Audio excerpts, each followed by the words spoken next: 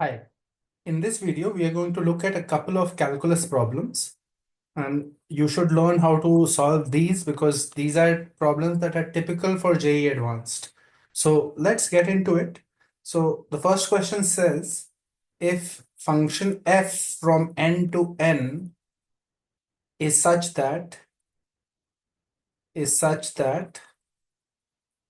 for all x1 less than x2, f of x1 is less than f of x2, where x1, x2 belongs to natural numbers, and we have f of n is equal to 3n for all n belongs to natural numbers.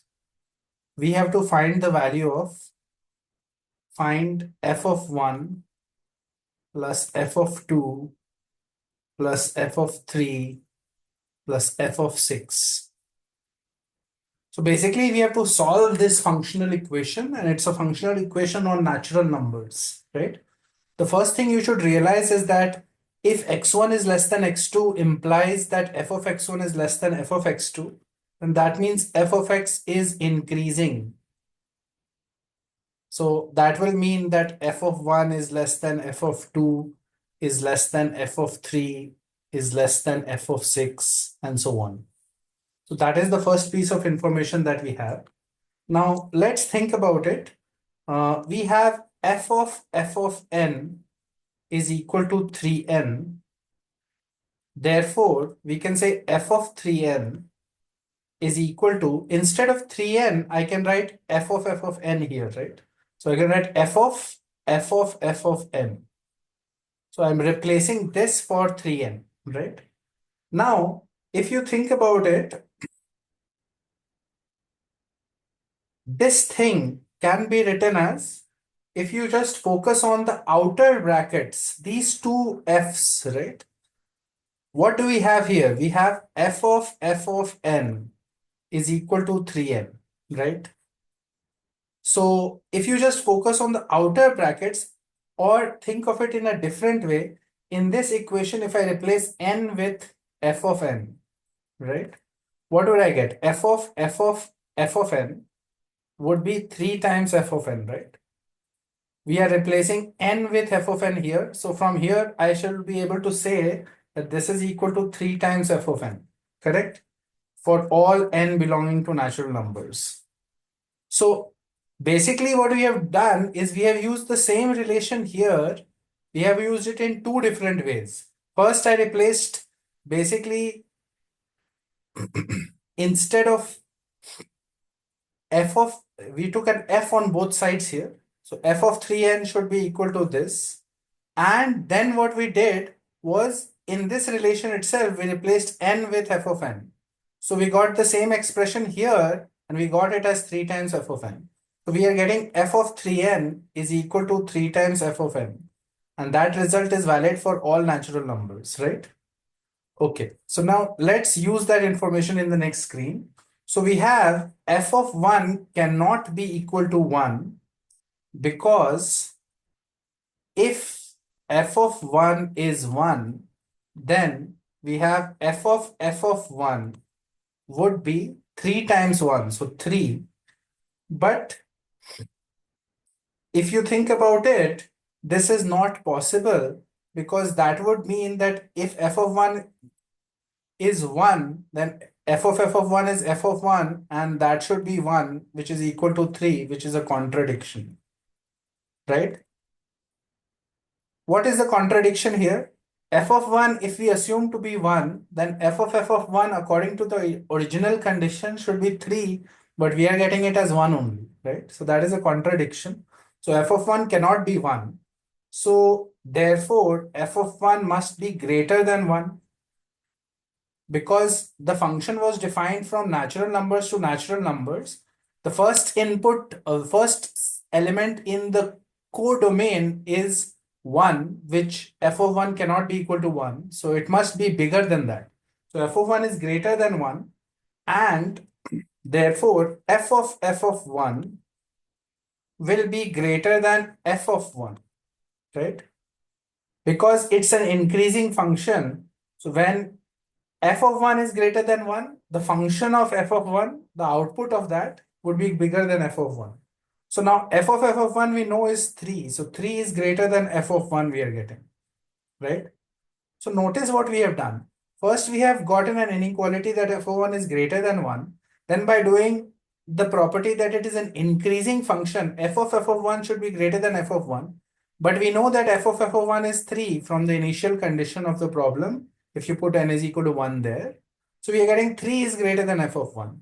So we are getting 1 is less than f of 1 is less than 3, which implies f of 1 must be 2, right? So f of 1 value is coming out as 2, and therefore we are getting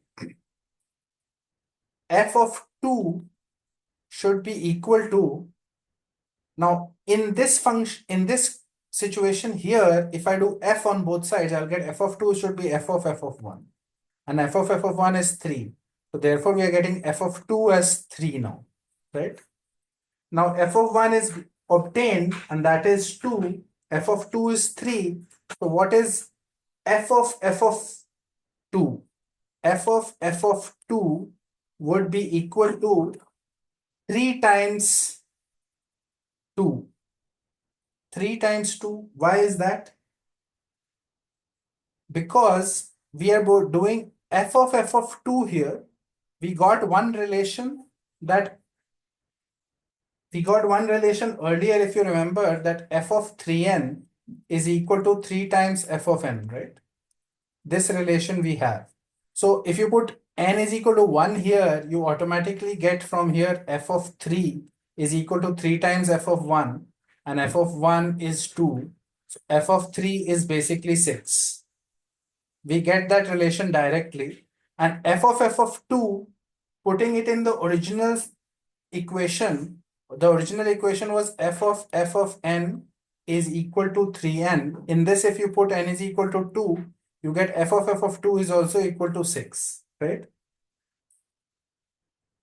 So basically what we have gotten is f of 3 is 6, f of 1 is 2, f of 2 is 3, and the only thing that is left is f of 6, and f of 6 is equal to 3 times f of 2, right?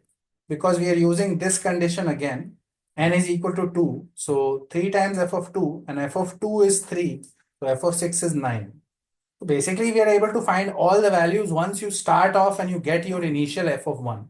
The initial f of 1 was the main key to the problem, where we had to do a inequality on two sides and figure out that f of 1 is 2. So now our answer becomes f of 1 plus f of 2 plus f of 3 plus f of 6, and that becomes 2 plus 3 plus 6 plus 9. So basically 8 plus 3, 11 is equal to 20. So that becomes your answer to this problem. So that finishes off this question. The next problem is another question where we'll have to figure out the function. So this says, let f of x be a polynomial of degree 4 with leading coefficient 1,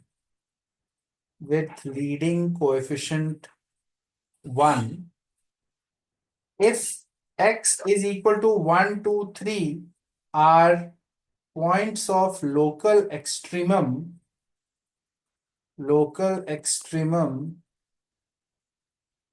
of f of x, and f of minus 1 is equal to 55, then we have to select the following options. First option is number of tangents of f of x which can be drawn from the origin,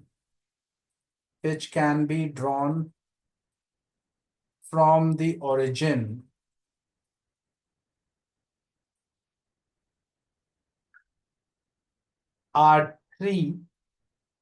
The second option is number of real roots of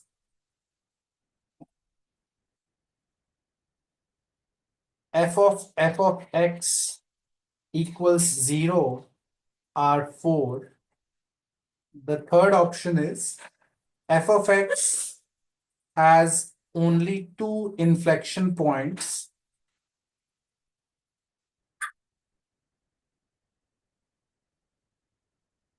And the last option is f of x equals -9 has exactly three solutions. So basically, unless you figure out the polynomial, you will not be able to answer all of these questions. So our job is to try to figure out the polynomial. It's a polynomial of degree 4 with leading coefficient 1. So we know that. And 1, 2, 3 are points of local extrema of f of x. So if you think about it, local maxima and minima happen when f dash x is equal to 0. So we should say that f dash x is equal to 0 happens at x is equal to 1, 2, and 3. Therefore, 1, 2, 3 are roots of f dash x equals 0. And if you realize that f dash x must be a degree 3 polynomial because f of x was a degree 4 polynomial. And we know the three roots of f dash x. So f dash x can be written as a times x minus 1, x minus 2, x minus 3. And basically, if you multiply it out, a is the leading coefficient of f dash x, a times x cube minus 6x squared plus 11x minus 6. That is f dash x. So we can directly integrate this and get f of x as a times x power 4 by 4 minus 2ax cube plus 11a by 2x squared minus 6ax plus a constant, right? This is my f of x, but the leading coefficient of f of x was 1. Therefore, a by 4 is equal to 1, which implies a is equal to 4. And that gives us the complete knowledge of f of x except for the constant c.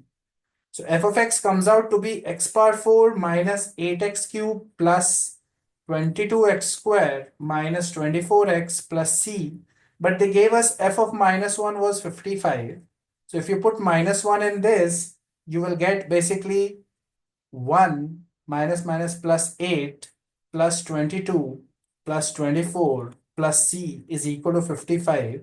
So this becomes 30, 54, 55. So c is equal to 0. So now we get our function. We get our function completely. This is the degree 4 polynomial x power 4 minus 8x cube plus 22x squared minus 24x and c is 0, right? Now this is my polynomial and now we have to think about each of the options. So for the first option, we have to find the number of tangents that can be drawn to this function from the origin. So let's say we have point of contact of the tangent is h comma f of h, right? This is the point of contact of the tangent. So the equation of the tangent would be, we know that the tangent passes through 0, 0, passes through 0, 0.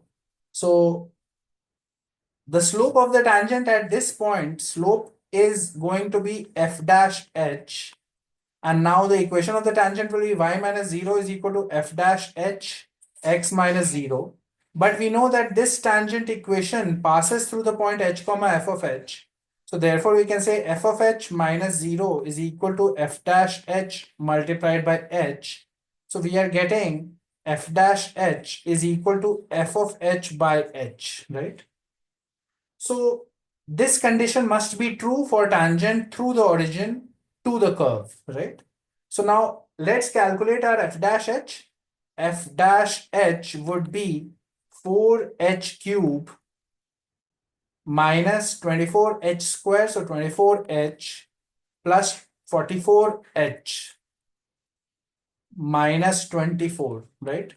This is my f dash h and f of h by h. So we will equate these two things. We will get f of h by h will be h power 4 minus 8h cube plus 22h square minus 24h by h is equal to f dash h is this equation. So 4h cube minus 24h square, this is square, plus 44h minus 24. So after you simplify this, you can cancel an h from here and you can simplify it. You will get 3h power 4 minus 16h cube plus 22h square is equal to 0. That is the equation you get. You can multiply h on both sides and you will get 4h power 4 here and take everything to one side. You will end up with this equation. So now here h square is clearly common and you have 3h square minus 16h plus 22 is equal to 0.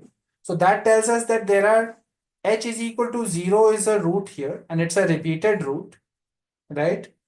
And this quadratic has no other roots because the discriminant 256 minus 12 into 22 is going to be negative. So this quadratic has no real roots. So h is equal to 0 is the only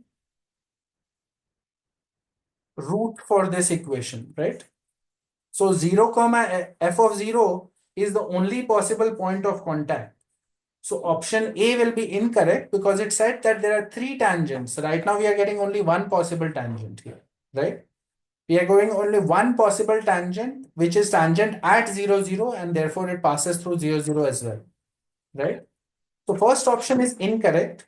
If we look at the second option talked about number of real roots of f of x equals 0, right?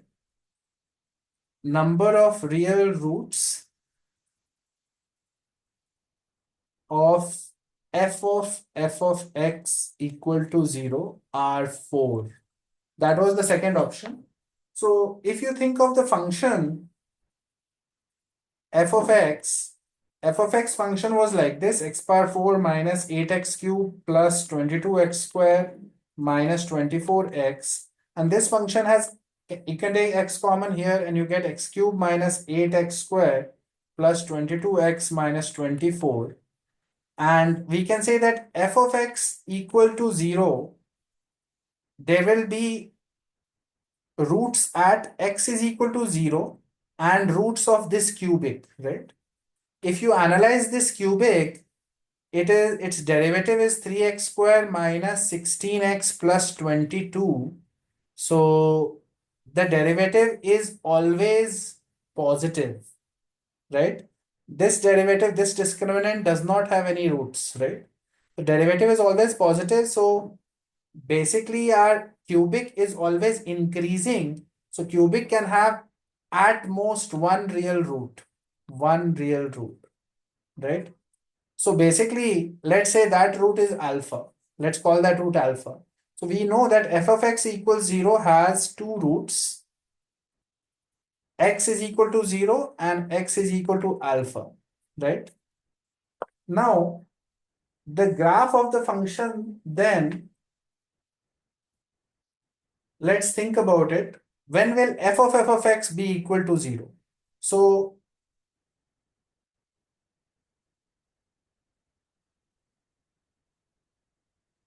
uh, f of x will be equal to 0 when either f of x equals 0 or f of x equals alpha, right? F of x equals 0 happens at 2 points, right? F of x equals alpha, that I think will also happen at 2 points because the graph of the function will look something like this. It will cross the origin, go down, and there will be a minima somewhere, and then maxima, and then again like this. This is the rough graph of the function. How do I know this? I can do a double derivative also.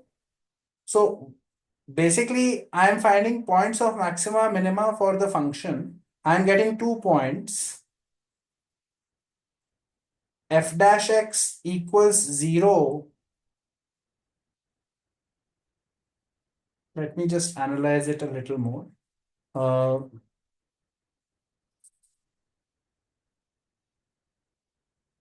how do we figure out the graph of the function? So f dash x is 4x cube minus 24x square plus 44x, right? And you can take 4 common. You have x cube minus 6x square plus 11, that is 11x, right? So clearly 4x common. This is x square minus 6x plus 11. This is always positive. So only root is at x is equal to 0, right? F dash x. So if you do the double derivative, f double dash x, you are getting 12x square minus 48x plus 44. So this is becoming 4 common, 3x square minus 60 minus 12x plus 11. 144 minus 66, this is positive. So this has two roots, right? So there are two inflection points for the function. There is only one point of local minima or maxima. That point is x is equal to 0. So at x is equal to 0, what is the nature of the double derivative? It is positive. So x is equal to 0 is a point of minima. Yeah. And after that, the function is not becoming, the derivative is not becoming 0. So the function keeps rising after that, right? So the graph of the function will look something like this. There is a minima at x is equal to 0. And after that, it rises up, right? So if that is the nature of the graph, then fx is equal to alpha will also have two intersection points. If y is equal to alpha, f of x is equal to alpha also has two intersection points, because any straight line will cut this type of a graph twice, right? So therefore, f of x is equal to 0 whenever f of x is 0, which happens at 2 points, that is x is equal to 0 and x is equal to alpha, or when f of x is equal to alpha, which also happens at 2 points. So therefore, the number of real roots of this is 4, and this option is correct, right? Now, we have done the double derivative. Double derivative came out as this, and we have seen that there are two roots of the double derivative. So there will be two inflection points. Two inflection points of f of x. Inflection points are the points where the graph changes its behavior from concave up to concave down and vice versa, right? Now, we therefore realize that option 3 is also correct, because option 3 asked us about the inflection points of the function, right? And finally, we come to option 4, which says that how many roots are there for f of x equals minus 9.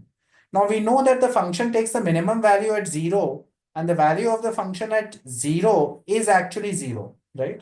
And after that, it doesn't go down. It keeps going up like this, right?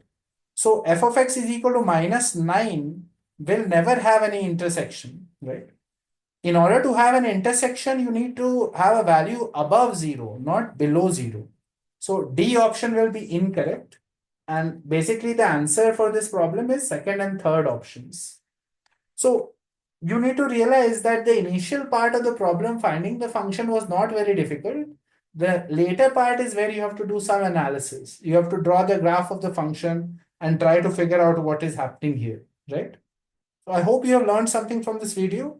We'll continue with more problems on calculus for the next, at least for the next 5-10 problems. We'll do more problems on calculus, and then we'll move on to the algebra section in this problem solving series. So hopefully by the time of your JEE Advanced, we will have discussed enough problems at JEE Advanced level that should help you in the exam. Please try to solve these problems yourself. All of these techniques will be useful for you in the exam in June, right? So hopefully, if you like the content, please subscribe to the channel, share it with your friends, and I'll see you next time in the next with the next problem.